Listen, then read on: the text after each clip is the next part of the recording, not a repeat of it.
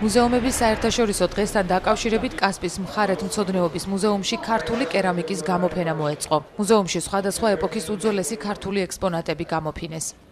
ჩვენ მოსახლეობას ვაჩვენოთ ჩვენ მუზეუმ ფონდებში და არა მარტო ფონდებში დაცული ეს უნიკალური უძველესი ქართული არქეოლოგიის ნიმუშები. ნამდვილად საინტერესო გამოფენაა და მე მოვუწოდებ კასპის და არა მარტო კასპის მოსახლეობას სკოლის პირველ რიგში მობრძანდნენ დაათვალიერონ ეს გამოფენა. კასპი როგორც მეორე ადგილზეა ბოლნისის შემდეგ ძეგლებით და მართლაც უნიკალური მასალები არის შემორჩენილი კასპის რაიონში. რასაც ახერხებენ, რასაც მართლაც სერიოზული ნამუშევრებია აქ გამოფენილი.